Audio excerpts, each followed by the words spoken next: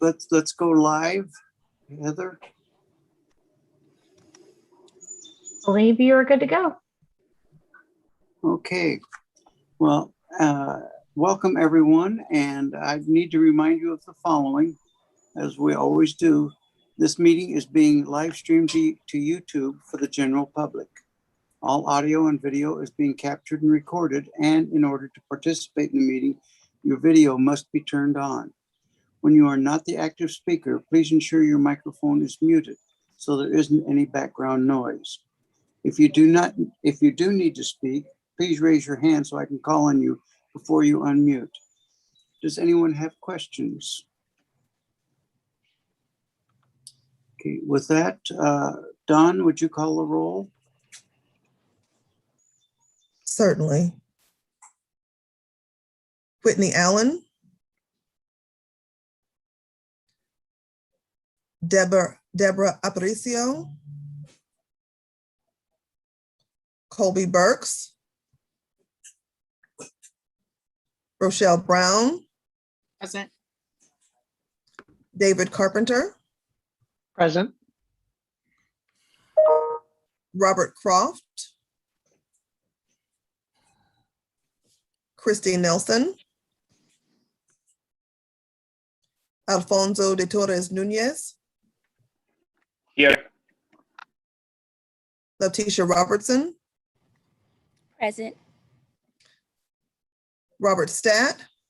Here. Terrence Sullivan. Okay. And Whitney Allen has joined us. Currently, we need one for a quorum. We still don't have a quorum present. We don't have, okay. Well, a couple things I'd like to comment. First of all, thank you for calling the roll. But for those that were thinking about Kim Hallbauer, who had been on our committee, she is no longer with the group, but Christy Nelson is filling in the rest of her term. Also, I'd like to just draw your attention to one thing that you may or may not have noted from Devron with his emails. It is now Dr. Devron Muff. He got his Doctor of Education at Eastern, and I wouldn't like to have been in his shoes for his committee meetings, because not only did he have his professors, he had his boss, Aaron, there as part of the committee. So he had double jeopardy, I guess. But you did well, I understand. Thank you. And with that, I would like to turn it over to our Vice President, Travis Powell, for his CPE update. Thanks, Dr. Statt. As always, glad to be here with you all today. Dr. Thompson couldn't be here today, so that's why I'm subbing in for him to provide the update. But first thing I will mention is related to Dr. Thompson is that we are all very pleased at the last board meeting. Our board voted unanimously to extend President Thompson's term an additional 3 years to June 30th, 2026, which is a 5-year term total that he has now, which is the statutory maximum. So as you might imagine, we're all very, very pleased about that. We all enjoy working for Dr. Thompson. He's obviously a great advocate for the work that we do here in this committee. And we're happy for the stability that additional 3 years provides us, and got lots of good things to look forward to. So I just wanted to mention that first off, as we are very, very pleased about the board taking action in that regard. So, but I'll provide a few of the updates from the last board meeting, which was Friday last week, held at Kentucky State. And I will say that it's our first board meeting that we had in person since February of 2020.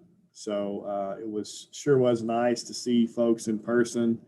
I know Dr. Statt, you would agree. And it was very enjoyable, and I hope to get to see you all in person here soon, maybe perhaps at our next meeting. We're always watching to see how things are going. with the pandemic, but things continue on like this. Maybe we can meet in person soon. So the big major item on the agenda on Friday's meeting was we approved tuition rates at our campuses. The campuses we'd already set a tuition ceiling for our campuses. We set a 2-year ceiling for 3% over 2 years. But in 1 year, an institution could not increase more than 2%. And so all of our institutions had their tuition rates approved this past year, this past meeting, and the average tuition and fee increase across the system was 1.2%. We certainly understand that any increase now in this time during the pandemic and economic hardship for people is even at a small percentage of 1.2% average is something to certainly note. But our campuses have fixed cost increases and other things that they need to address that this small increase will help them to do, and to keep providing all the services that they're providing, including the ones that support the work that we're doing here at the CEO. So we're pleased with that modest increase. And over the past 2 years, we've had some of the smallest increases that we've had in at least the past 20 years, maybe longer. So good, something to definitely be proud of, and appreciate Dr. Stat and his colleagues at the CP making sure that those tuition rates are kept down to help things be more affordable for our students and families across the state. Several academic programs were approved. I won't mention those. We did, certainly to note for this group, our new cultural competency credentialing process was approved. That's something that you all we've kept you up to speed on over the past few months. Want to commend Dawn, Deborah, and Jessica, the work that they've done in this area, our work group that helped this come to fruition. This is an idea that started several years ago, and it's finally come to fruition. And it's the first credentialing approval process that we've had at CP of any type of this nature. It's brand new and something I'm pretty sure is unique nationally as well. It's a voluntary process for our institutions, but we've already got at least 2, if not more, in the pipeline to have their programs approved, and we're hoping to market this Kentucky Cultural Competency Certification for both students, faculty, and staff, and also for employers to create some common language around this and making sure that they know that when students show up, put that credential on their resume, that they'll know what that means and give those students a leg up in the hiring process. We also reported out on the annual diversity, equity, inclusion evaluation reports that you all took action on at the past meeting. We reported out on that. Deborah did a nice job reporting to our board on what you all had done. And so those were the major things from the last meeting. I'll give you a couple more items that were also in the president's report. You may have seen the governor's put out a notice on this incentives to receive the vaccine, a shot at $1 million, it's called. Provides 3 $1 million jackpots for anyone over the age of 18 that's been vaccinated. But Kentuckians between the ages of 12 and 17 can enter to win one of 15 full scholarships to a Kentucky public post-secondary institution to cover room, board, and tuition over 4 years. Encourage you all to sign up for that for yourselves, but also for any young folks that you know that are in that 12 to 17 range that have been vaccinated. Please go on the governor's website. If you Google it, it's very easy to find, and have them sign up for a chance to win a full scholarship. We also implemented a new student right to know website in conjunction with KY Stats, our P20 data collaborative that takes in data from all across the state, including our unemployment insurance data, our Department of Revenue data, as well as our student data from all the way through P through 20 of our education system. And so this website, which Dawn, if we would, I'd like to get that out to folks at some point whenever it's been made public. And so we'll send it around to you, but it's a really neat tool that you can go and see by major, by institution, if what majors at what institutions, and the average salary for those graduates in those areas, average cost of attendance, and that sort of thing. It's just a really neat tool to help students decide and make an informed decision as to what programs they want to enter into on our different campuses. And provide a quick staffing update too. Recently, we hired Rick Smith, Senior. He will serve as the council's new Associate Vice President for Workforce and Economic Development. Rick previously, I knew Rick previously, and some of you all may have worked with him too as well. His stint at Kentucky State, he actually worked at Kentucky State with Dr. Thompson when he was there for his interim presidency. And Rick has been working out of the state in Ohio and Pennsylvania for the past couple of years, but had an interest in coming back to Kentucky. And so we were lucky enough to be able to snag him. And so he'll be heading up our workforce and economic development aspects of our work here at the council, which is an area that we've kind of done by a committee approach before. I've worked on it some. Lee Nimitz, of course, Dr. Thompson, some other folks, Greg Rush, another senior fellow on our staff has worked on this. But we've never had anybody really dedicated to this. And so we're really excited to have Rick come on. Rick has a particular interest in diversity, equity, and inclusion. Rick is an African-American male and somebody that's has done a lot of academic work in this area too. So we'll probably have him come on and speak with you all a little bit about how we can get more of our underrepresented minority folks into a workforce and the high-paying jobs. And so we'll have him come speak to you all soon. And on the other thing I will note, we have our annual trusteeship conference coming up. Will be held in person, assuming, again, things continue on as they have been, September 14th and 15th at the Hyatt Regency in downtown Louisville. You all are invited to attend that, and hope that you do. We'll have our trusteeship conference invites members of our boards of trustees and boards of regents across the state at all our public institutions. We also invite all the private, independent college, university board members to come to this, just to talk about trusteeship and better governance. It's usually about a day and a half of really interesting sessions. In the past, we've had the governor come and speak, and a lot of high quality speakers to talk about governance and trusteeship on our campuses. And so we would hope that you all will join us for that when it's held in September 14th and 15th. And when information about registration comes out about that, we'll certainly pass it along to you. Other than that, I'm happy to answer any questions that you all might have at this point. Not a question, but a couple of comments on things that you mentioned. Yeah, please. First of all, I'm probably preaching to the choir, but the vaccine is showing to be very effective in that 99% of the new cases of COVID have been to unvaccinated individuals. So 1% had any issues. Also, we had a nice presentation by O.J. Oleka. Dr. Oleka introduced the presidents of Bellarmine and Trancey, who just gave us some updates, but it appears that the independent schools are doing quite well, are really responding quite nicely. David, did you have a question? I think I saw your hand raised. I think you're still muted. There you go. Yep, there we go. Hey, just a couple of questions and then a comment. So when you talked about scholarship, let me take my hand down, and this may have answered my question and stuff. Was there COVID money, stimulus money Yes. that was set for? Is that what the scholarship money is yes. being used for? Or yeah, the money is for there the other funds available? What's that? Was there other funds available to you guys? No, they're using the federal funds for those programs. But is there any other money that you guys or the higher education has access to? Or is it the discretion of the governor for the higher education?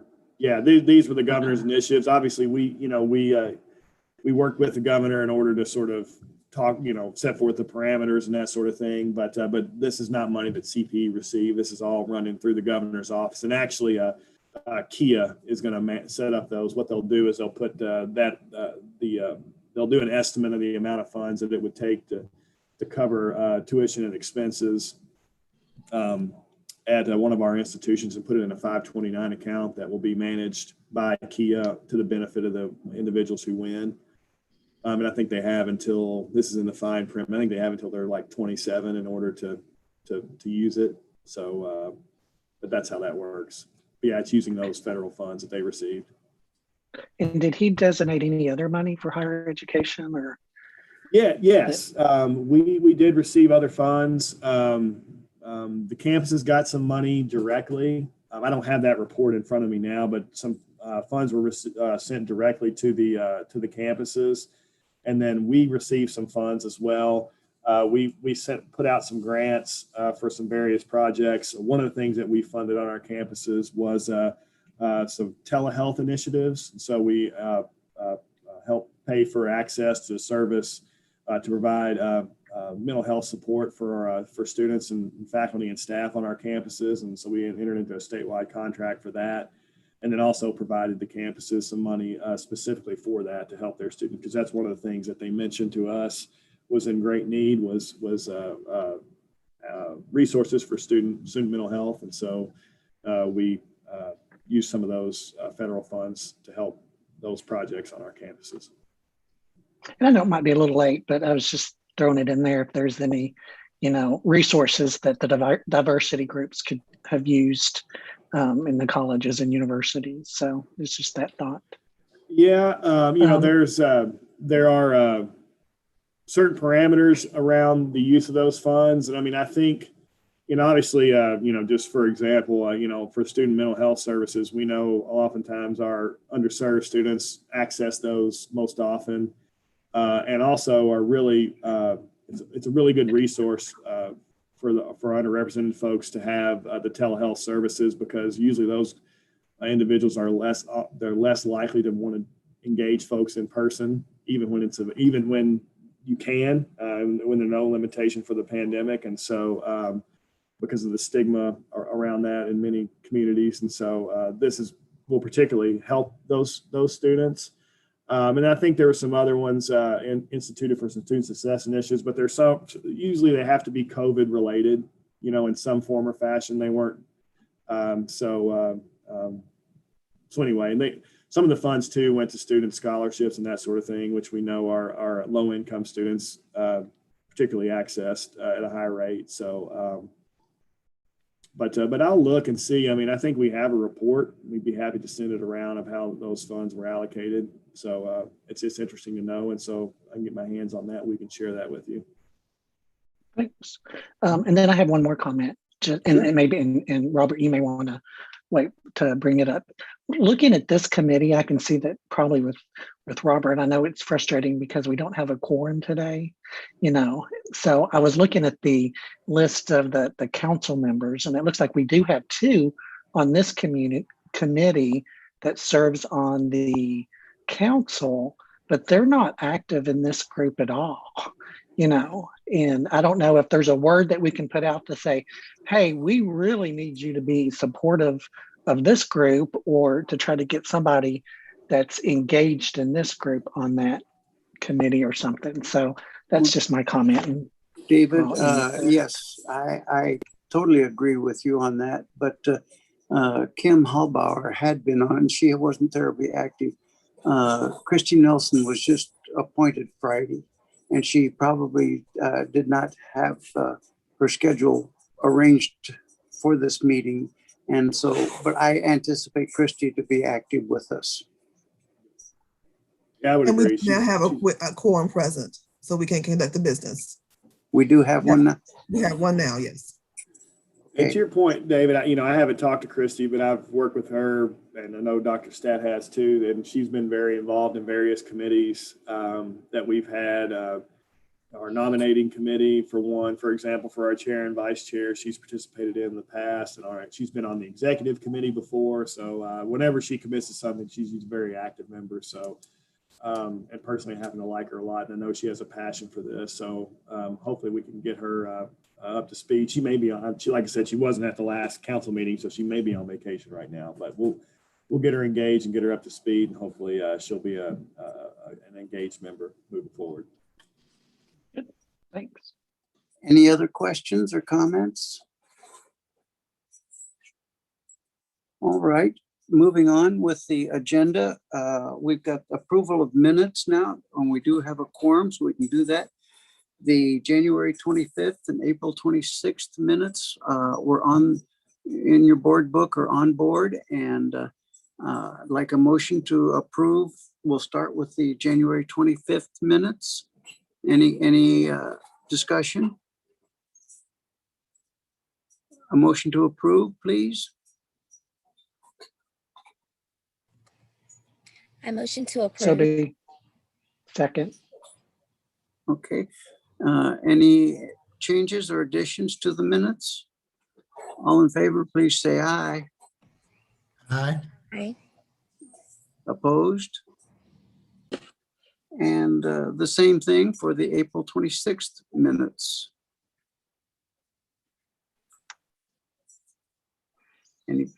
Do I have a motion? Somebody can unmute. Motion. I'll make a motion to accept the minutes. I second. That's Whitney Allen. Thank you, Whitney. Appreciate that. And all in favor, or any discussion? All in favor, please say aye. Aye. Aye. Okay. Thank you for that. Turn the page here, and now we've got revisions to institutional strategies. We have, I believe it's 6 different proposals or modifications. And the first one comes to us from Hazard Community and Technical College. Basically, they had a strategy to commit key personnel to work specifically in recruiting students. They wanted to delete this strategy, and they gave the justifications for it. Does anyone want to discuss this to any length? Okay. Should we vote on these individually or as a group at the end? Any preference? Let's do it as a group, sir, unless something changes for one of them. That's fine. Thank you. Actually, I don't know if you all hear the laboratory noise in the background or not. Let me shut my door for a minute.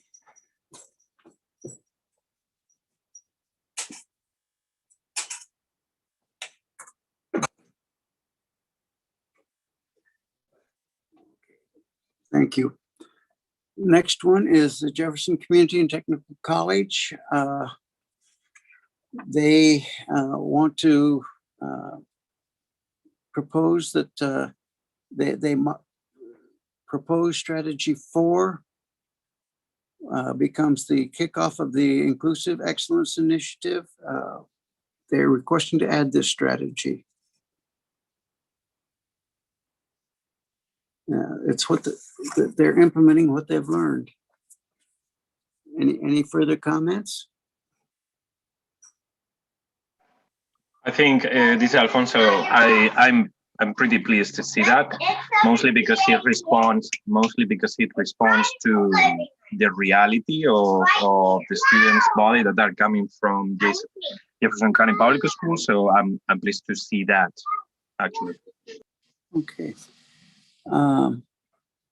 The next school is Morehead State, and if you'll recall, Morehead State was the only 4-year institution that did not make enough points to qualify.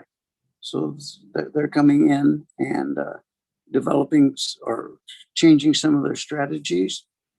The first strategy that they want to do is expand the involvement of and set accountability standards for reward excellence by faculty.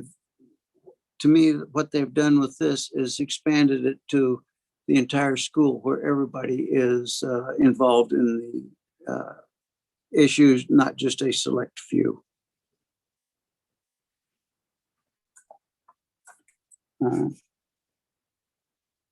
And their strategy 3 proposal is provide a support structure for recruitment to degree completion focused on URM and low-income students.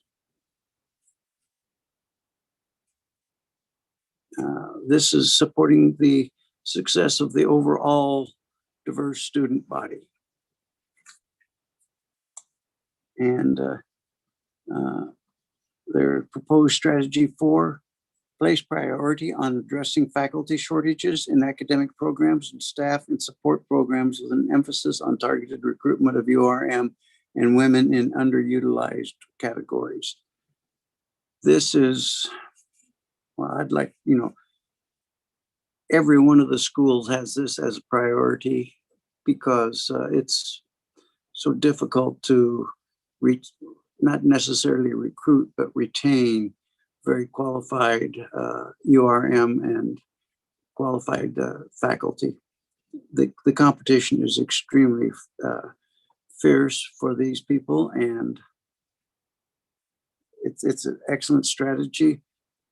How to pull it off is another question, but that's my editorial. Sorry.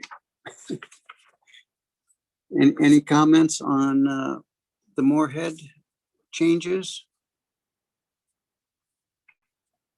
By the way, I should state that the staff, Devon and Don and group, have all gone through these and have an initial approval of them. At University of Louisville, they want to strategy 6, implement midterm progress reports and interventions with particularly with students with D's and F's, and try to reduce the withdrawal rates. Then strategy 8, provide proactive and mandatory academic advising at key intervention points, including but not limited to matriculation during the first year, if a major is still undeclared in the second year.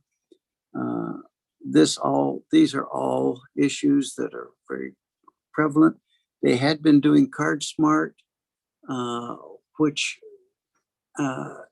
was good, but it didn't capture everything. And this is to be more inclusive. Any thoughts on the U of L proposal? Western Kentucky, they've got proposed strategies 1 and 2 are just very minor changes, so no action really is required. Strategy 3 is establish an institute for inclusive teaching for faculty, academy for workplace inclusiveness for staff. So just an inclusivity clause for both teaching and for faculty and staff. And strategy 4, conduct diversity workshops, trainings for all new Western Kentucky hires as part of the onboarding process. All very positive steps. Any thoughts or additions for the Western proposal? And finally, Big Sandy has a number of things, but Devon, I didn't get the green outs on my sheets. Which ones, can you tell us which ones are minor and not necessarily need approval? Yes, that would be strategy, proposed strategy, opportunity number 1 and opportunity number 2 and opportunity number 3. And then the final one would be in impact number 12. Okay. So basically, utilization of a minority recruiter, they are combining the first 4 strategies into a single one, and a minority recruiter, that's, to me, that's a given. Host financial aid events at regional public secondary schools focused on financial aid, assisting URMs in low-income students to complete FAF, the federal application for financing. Actually, Aaron has pointed out that probably, 50% or so of the high school graduates don't know how to or don't know about the FAFSA applications and do not fill them out. And this to me, this has to happen, that we get FAFSA applications filed. Number 5, they want to eliminate the specialized learning community. Well, they don't want to eliminate the community, but you know what I mean. Improve the success rate of ready-to-work participants by requiring specialized skills, specialized study skill sessions, and other supports. Anything to help the study skills, to me. They're number 7, original number 7. They want to eliminate that. And then in the success area, establish a specialized advising process for URM students to increase retention and completion. To me, these are all very positive aspects. Number 7, develop mentorship program in which URM students are assigned a mentor from staff or faculty. It's been my experience within the university community that faculty are by far the most effective advisors. There are advising cores, yes, but the interaction with faculty brings it home.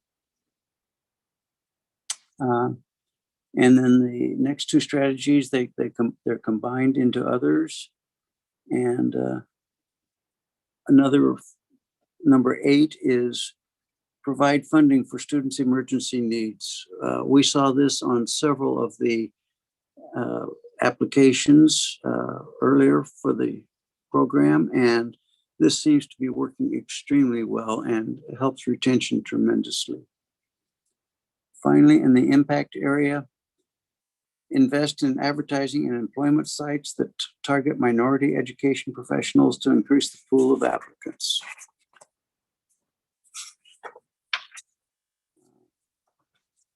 And implement unconscious or implicit bias training for search committee members. I know we have done that here at U of L, and it works.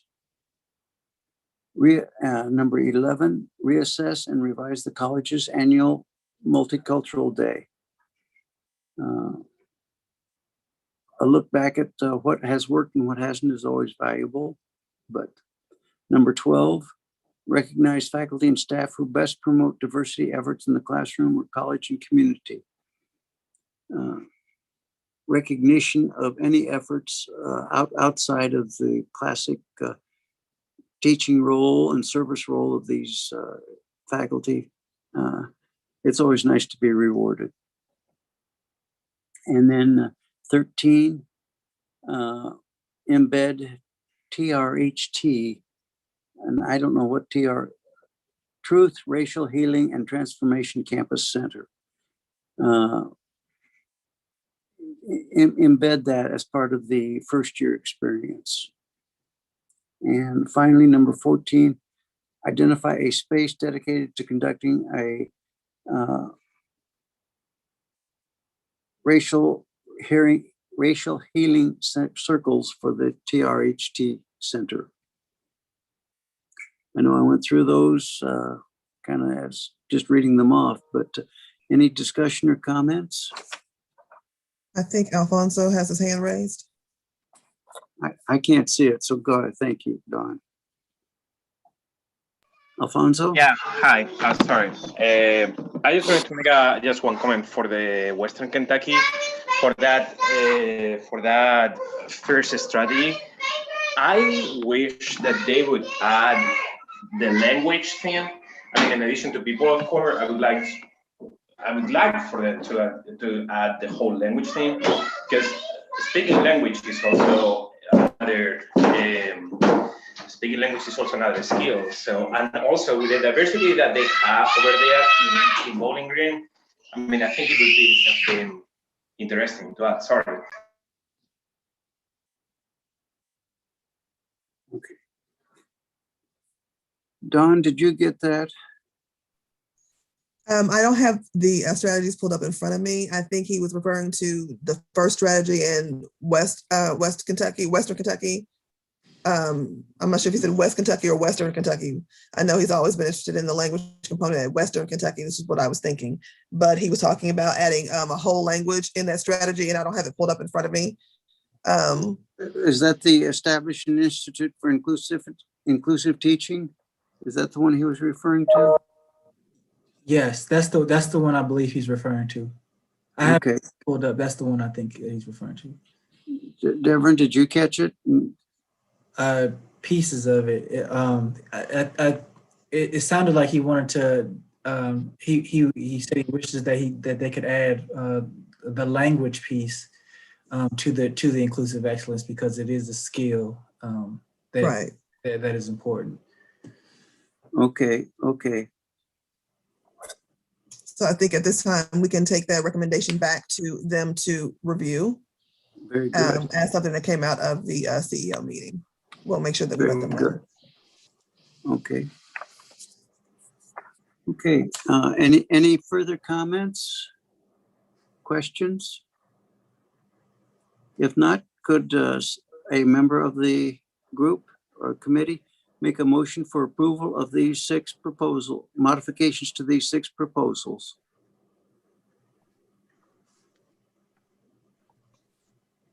I motion to Somebody? approve the proposals. Thank you. And Love, thank you. And do we have a second? Yes, second. Second. Oh. Okay. Any further discussion? All in favor of approving these, please say aye. Aye. Aye. Opposed? Any abstentions? Okay. Thank you. I appreciate that, and actually I appreciate the schools going back and even without too much prompting, modifying and seeing what's going right and doing well and improving on it. So congratulations to those institutions too. In other business, Devon, would you like to talk to us about high impact practices? Yes, thank you. I'm just going to pull up this PowerPoint really quickly. One second.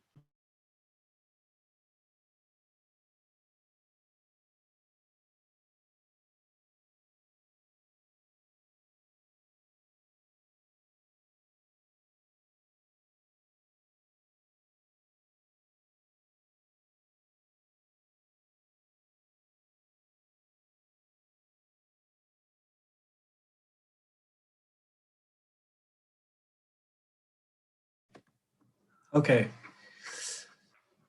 So recently, Dr. Stat and I believe it was Miko, you all asked about high impact practices and common practices that were happening amongst our institutions in our state. And so for the past year, our unit has been looking at high impact practices. What were some national best practices that were happening, and what are some of the practices that some of the institutions in the state are currently doing as well. So I want to start off with a little bit of history of high impact practices.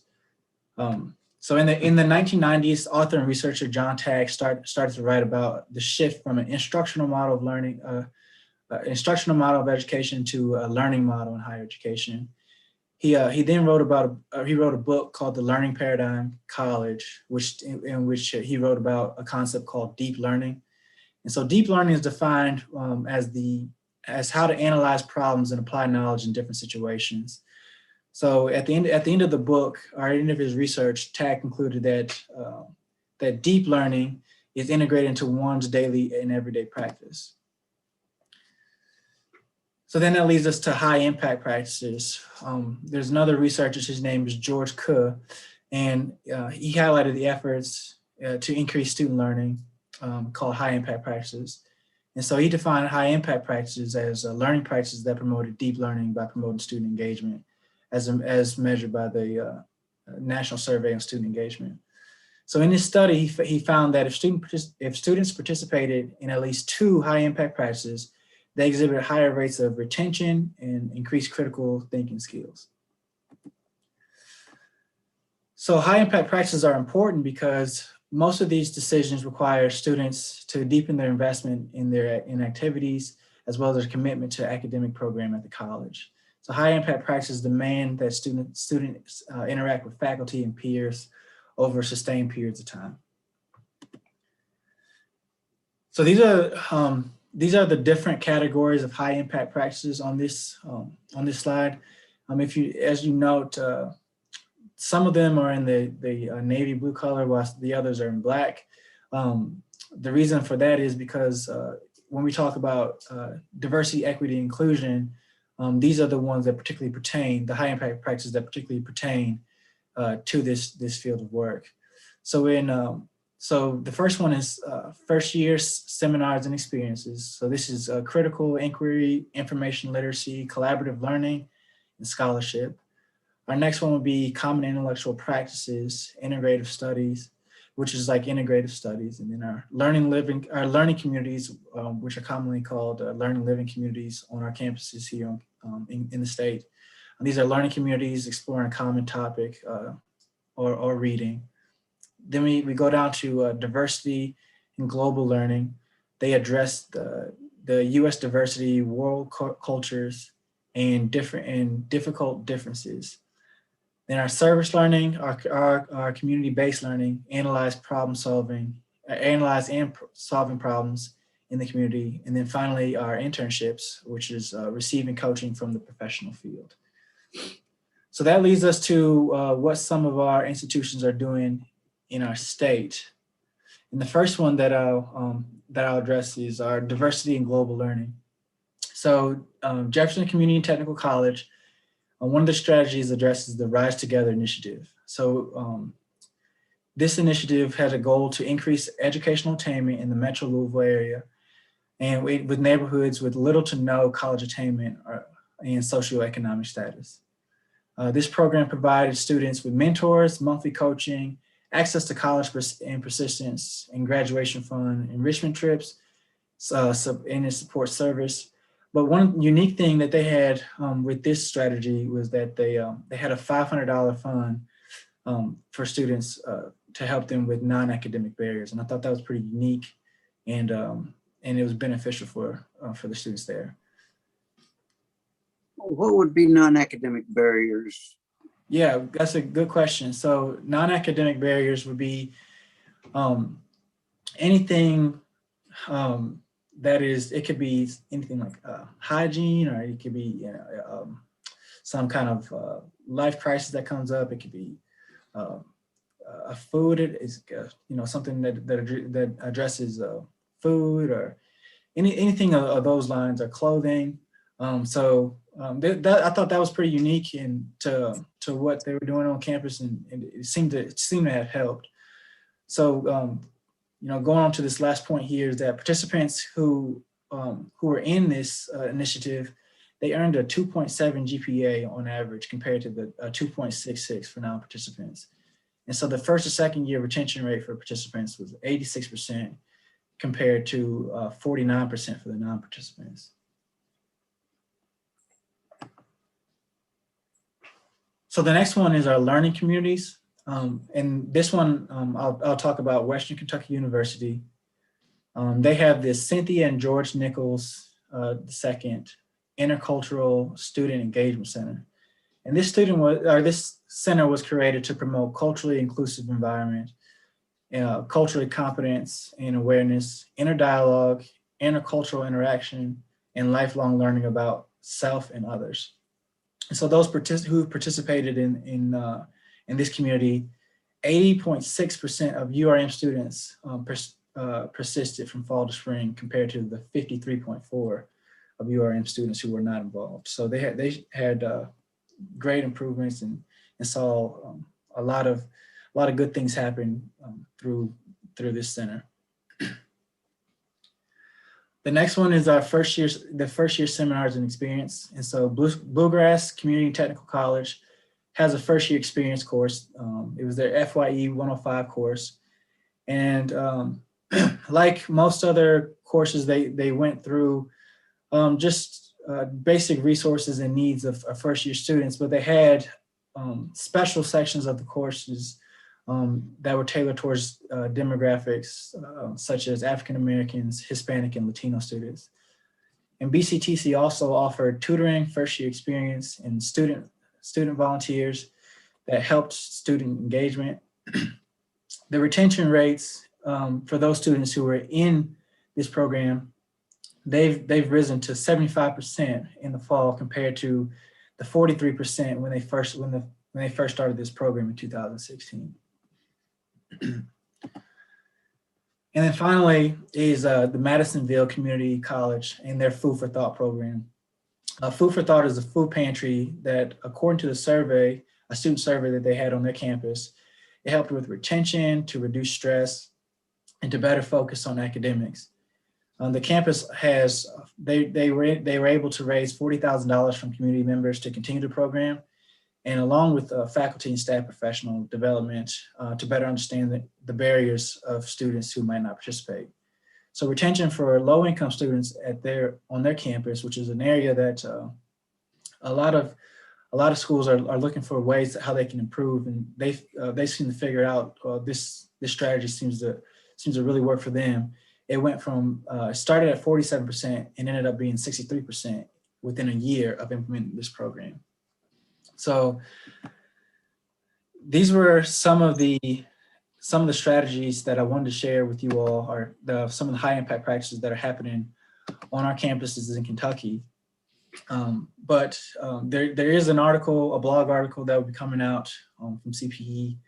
That article is to be released on July 7th to talk more about the high impact practices around the states and some of the good things that our institutions are doing around DEI on their campuses.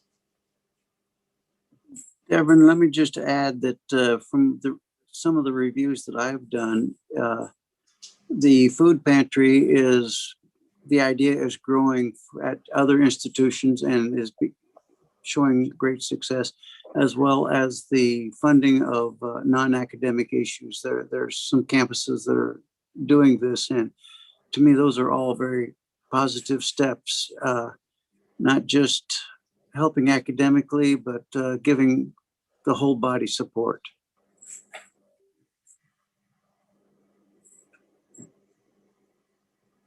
Anyone else with thoughts or comments? This is Love. I have a question. So why wouldn't collaborative learning and projects be a part of the diversity and inclusive framework that you all are incorporating at the council? I feel like that would help to support the multicultural competency certification requirements. And in my experience working and directing first year experience programs, you know, there is a vast majority of those programming models that support collaborative learning, especially through learning communities. And all the students are required to do some type of project at the end to show how much they've learned and progressed through the learning community. Yes, so when looking at that particular strategy, it's not to say that institutions aren't doing it on their campuses. I think when I was researching and writing this report, is that I thought that other practices best describe what they were doing. Lots of our institutions are still collaborating with other departments within their campuses, but I think with there I just decided to put a lot of those strategies into different categories. Not to say that they're not doing it at all.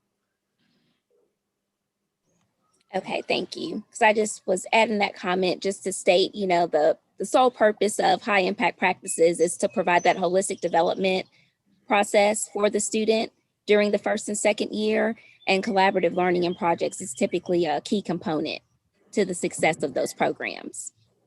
Absolutely. Very well said. Any other thoughts or comments? Well, Devin, thank you. Thank you for the work that you put in on this, and looking forward to your report coming out on, you said July 7th? Yes, that's correct. Okay. At this point, I'd like to turn it over to Dawn Offit, Dr. Offit, and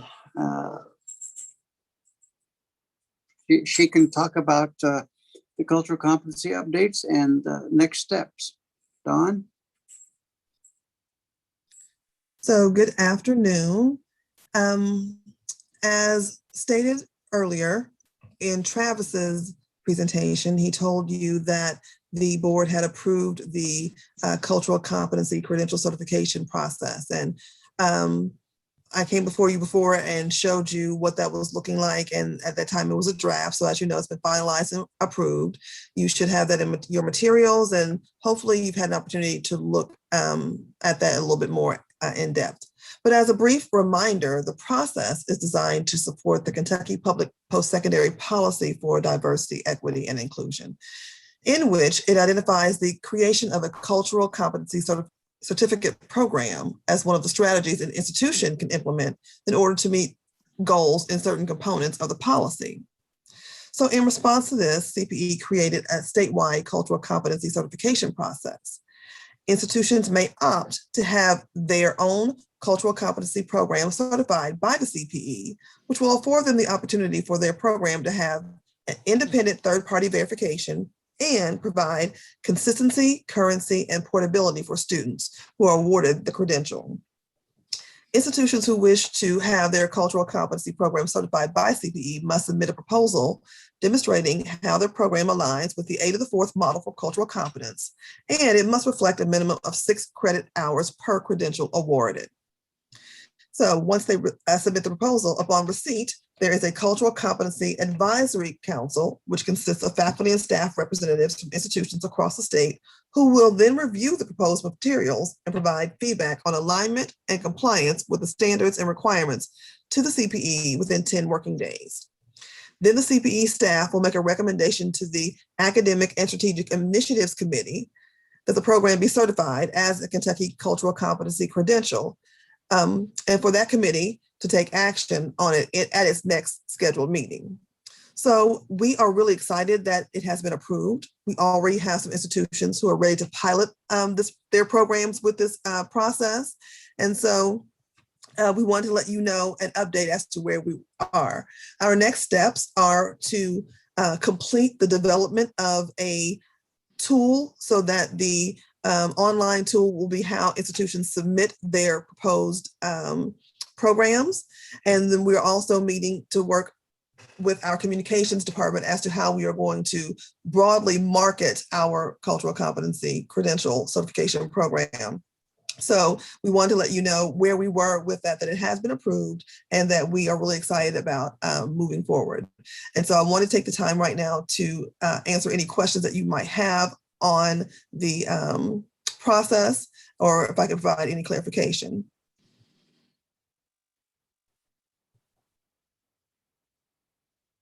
Thank you, Don. You've done a very good job on this, or you and your crew have done a very good job on this.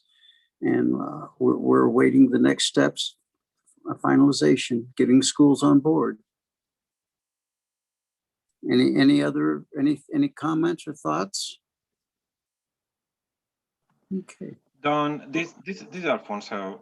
Are you guys concerned at all about the fact that perhaps different institutions, different cultural competence certificates, and possibly too much difference between all of them, or have you guys taken that into consideration?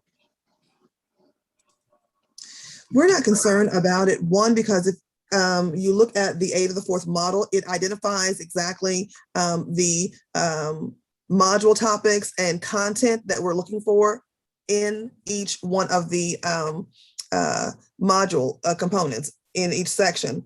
The document that you have also lists the learning objectives that we're looking for as well. And so we thought that would be enough to be able to provide that consistency, as well as provide flexibility for the institutions to demonstrate how they're going to meet those standards. So here is the framework, here is the content that we're looking for. Now, institutions, you tell the committee that will be reviewing, how you are going to meet that. And then once they tell us, they have the flexibility to do that as long as we're able to see, here's this learning objective, here's where they're meeting it, here's the content, here's how it's described. So that is where the consistency will come from. Great, thank you. And by the way, I apologize to the entire group for the little commotion before. I'm along with my 2 toddlers, so yeah, sorry, thank you. Most of us have had toddlers, so we understand. Okay, any further comment? I do like the consistency but flexible aspects that you just referred to, Don. That's good. Okay, the last item is the meeting dates. Now, it said that these would be at the bottom of the agenda. I printed the agenda off of what Devon put out earlier, and it didn't have the dates, but the onboard does. And the dates will be or are, the next meeting would be October 25th of this year, January 24th of 2022, April 25th, and June 27th. Those are what we have scheduled at this time.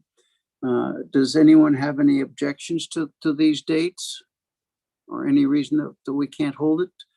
Including, I think they've checked for religious holidays, that sort of thing, or any interferences, but I think we're all clear on that. Does anyone have any comment? Don, do I need a motion to approve those dates, or do we? Yes, so that we can go ahead and have them on the calendar for the next year. Okay. So if someone will unmute and make a motion to approve these dates, again, October 25th, January 24th, April 25th, and June 27th for the next year. Can I have a motion to approve those dates? Yes, this is what I make a motion to approve the next fiscal year meeting dates. I have a quick question. Do we anticipate doing these back together again? Have we got that far yet, or are we? I know at different places we've met at different colleges. That was my next question after the vote. I was going to bring that up. Okay. Yes. Well, I second that. So. Okay, David. Thank you. All in favor? The 25th is my birthday, so if we get together, I want a party. Which one? The 25th of October. Oh, okay. So I want a party. I'm kidding. We'll see. Okay. All in favor of the proposed dates, please say aye. Aye. Aye. Opposed? Thank you. The dates are approved. Now, Don, you probably know more than I do, but we did have our first in-person CPE meeting last Friday, and I anticipate that to continue. Am I anticipating too much? Well, I do believe the plan moving forward is that we will move toward meeting in person. Of course, that'll be contingent upon what the virus may or may not do, or where we are at that time. But my question was going to be, in the past, we have met at CPE, but we've also met at different campuses across the state, and we had been given information about the strategies that they're doing under Opportunity, Success, and Impact, and had presentations. And so, as we were looking, to schedule for October and plan what the group's thoughts were for meeting in person, meeting virtually, et cetera, or meeting at a campus. It might be that in October we want to start meeting in Frankfurt, our first meeting in Frankfurt in person, and then we can go from there. I just kind of wanted to get your ideas and thoughts about that, and if there was a campus that you particularly wanted to visit, if that was the case, that we could work on. So just wanted your feedback.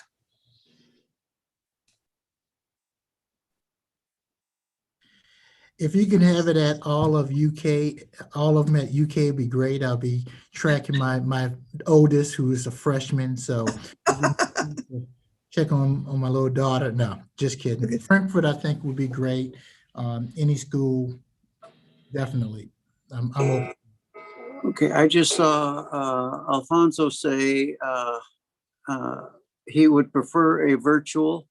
And in the past, we have done the hybrid approach in which we have people present and as well as virtual, because about 2 years ago, the legislature said that we could start doing virtual as long as we had visual, the person on camera visually present.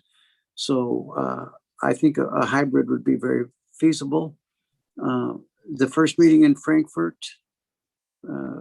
sounds good, but I always enjoy going to the campuses myself. Well, let me look at Frankfurt for now, because I don't want to put an institution out there that I have not had an opportunity to speak with. So let's look at Frankfurt for now, and then we can go from there. Okay, I got it down. Thank you. And just to reinforce that, the hybrid approach would still be in order. Okay. Yes, we can make that work.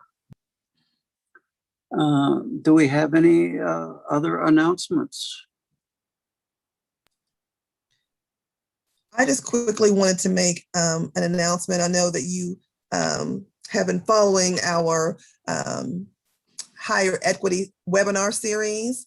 And so we are back in July, on July the 7th. I want you all to be on the lookout for information about registration, but our next one is going to be entitled Supporting the Full Spectrum of Gender Identities on Our Campuses. And it's going to be featuring representatives from Western Kentucky University and the resources that they have to support LGBTQ students on their campuses, and be able to give examples to help create a welcoming and inclusive environment for all students. And so please be on the lookout for that next webinar series. We're excited about that. And that's the only announcement that I had. Okay. Devin, do you have anything to add? I do not. Thank you, though. Okay. Well, if that be the case, there's always one motion that's always in order, and that would be to adjourn. Do I have such a motion? I make that motion to adjourn. And all in favor, just go ahead and hit your leave button. We'll see you. Thank you. Bye-bye. Thank you, everyone.